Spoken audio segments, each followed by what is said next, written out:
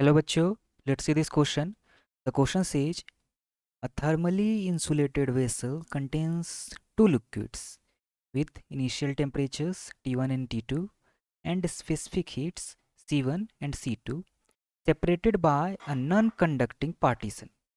The partition is removed and the difference between the initial temperature of one of the liquids and the temperature T established in the vessel turns out to be equal to half the difference between the initial temperatures of the liquids. Determine the ratio m1 divided by m2 of the masses of the liquids. तो question में हमें कहा गया है कि एक हमारे पास vessel है जो कि थर्मली इंसुलेटेड है, इसमें थर्मल इंसुलेशन है और इसमें दो लिक्विड्स दोनों साइड पड़े हैं। पहले लिक्विड का मास m1 है और इसका स्पेसिफिक हीट जो है T1 है और इसका इनिशियल टेम्परेचर ये T1 था। दूसरा लिक्विड वैसे ही इसका मास m2 है, टेम्परेचर T2 है और स्पेसिफिक हीट C2 है। अब क्या किया गया कि जो ये नॉन कंडक्टिंग पार्टीशन था ये इसको हटा लिया गया और ये जो वेसल है ये भी थर्मली इंसुलेटेड है। तो पार्टीशन हटाने से क्या होगा कि दोनों लिक्विड्स एक दूसरे में मिल जाएंगे। तो क्या होगा कि जो लिक्विड हायर टेम्परेचर पर होगा, हम यहाँ मान लेते हैं कि T1 टेम्परेचर जो है वो T2 से ज़्यादा था, यानी लिक्विड जो पहला लिक्विड था वो हायर टेम्परेचर पर था। तो क्या होगा कि पहला लिक्विड कुछ हीट लिबरेट करेगा, दूसरा लिक्विड वो हीट गेन करेगा और फाइनली ये जो हमारा सिस्टम है उसका मास m1 प्लस m2 हो जाएगा और इसने एक फाइनल टेम्परेचर T गेन कर लिया। तो ये जो T होगा वो T1 से तो छोटा होगा लेकिन T2 से बड़ा होगा। तो इस क्वेश्चन को सॉल्व करने में जो की कंसेप्ट हम यूज करेंगे वो हम यूज करेंगे हीट इवॉल्व्ड हीट इवॉल्व होता है जब हम दो लिक्विड्स अलग अलग टेम्परेचर पे हैं उनको एक दूसरे में मिलाते हैं। तो इस कंसेप्ट का हम यूज करेंगे। तो चलिए क्वेश्चन को सॉल्व करते हैं। तो क्वेश्चन में जो पहला लिक्विड है उसका चेंज इन हीट कितना होगा, वो कितना हीट उसका कितना हीट उससे लिबरेट होगा। तो हीट इवॉल्व इसका फॉर्मूला क्या होता है, डेल्टा क्यू हमारा होता है C specific heat multiplied by mass multiplied by change in temperature delta T. तो पहला लिक्विड है उसमें चेंज इन टेम्परेचर कितना आया है, पहले लिक्विड में चेंज इन टेम्परेचर आया है T-T1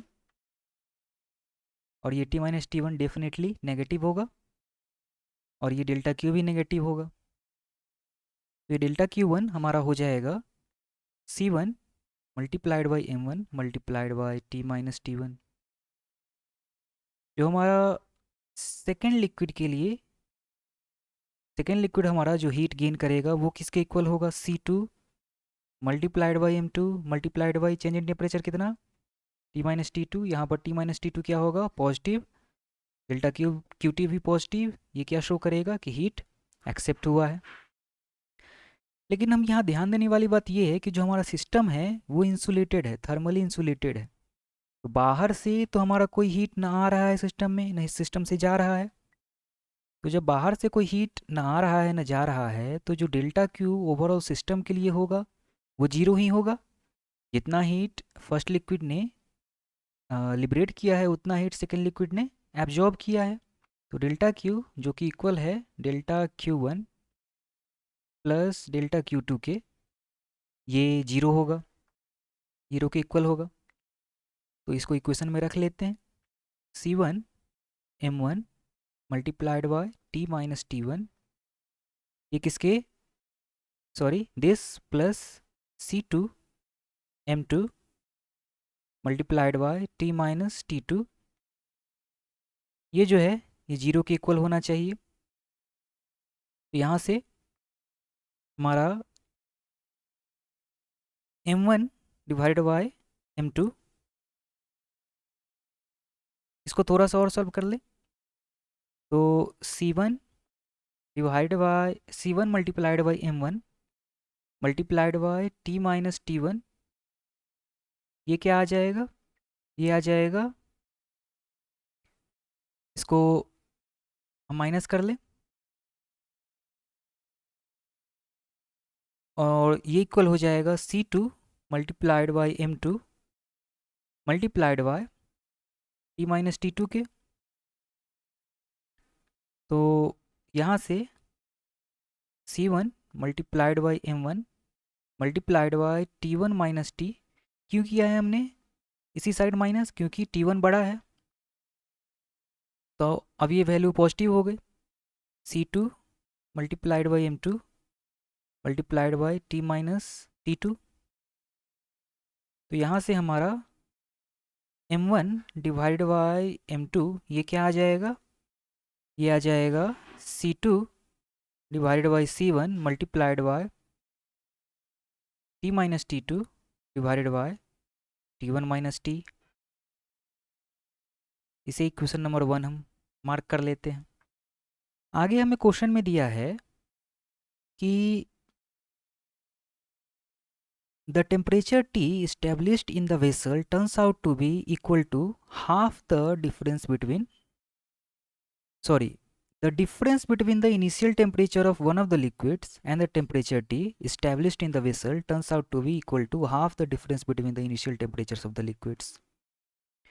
तो हमें क्या दिया है कि जो टेम्परेचर इस्टेब्लिश हुआ है उस उसका और एक लिक्विड, किसी एक लिक्विड का इनिशियल टेम्परेचर, उसके बीच जो डिफरेंस है, तो T1 माइनस T ये किसके इक्वल है, ये इक्वल है जो दोनों इनिशियली दोनों लिक्विड का टेम्परेचर था उसके हाफ के, यानी T1 minus T2 divided by 2 के। तो इसको चलिए आगे हम सॉल्व कर लेते हैं।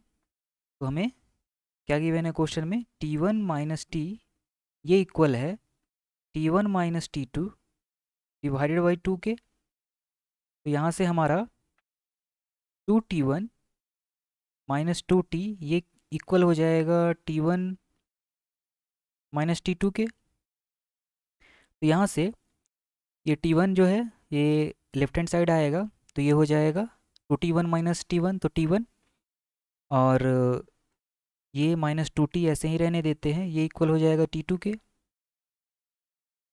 तो T1 माइनस T और एक T को हम राइट हैंड साइड ले आते हैं, तो ये इक्वल हो जाएगा T1 माइनस T, ये इक्वल हो जाएगा, ये जो सॉरी यहाँ पर माइनस T2 है और ये एक T यहाँ से जब राइट हैंड साइड जाएगा तो ये प्लस का T हो जाएगा, तो ये हो जाएगा T माइनस T2। तो T1 minus T, T1 minus T divided by T minus T2, ये किसके इक्वल है, ये 1 के इक्वल है। इसका रेसिप्रोकल कर ले तो T minus T2 divided by T1 minus T, ये किसके इक्वल होगा, ये भी 1 के इक्वल होगा। तो हम अपना इक्वेशन नंबर 1 देखें तो इसमें यही है T minus T2 divided by T1 minus T, और ये अभी हमने देखा कि ये 1 होता है। तो M1 डिवाइडेड बाई M2 हमारा क्या हो जाएगा, M1 divided by M2, M1 divided by M2 ये हमारा इक्वल हो जाएगा C2 डिवाइडेड बाई C1 के। यही हमारा फाइनल आंसर हो जाएगा हमारे क्वेश्चन के लिए। Hope you understood it well, best of luck.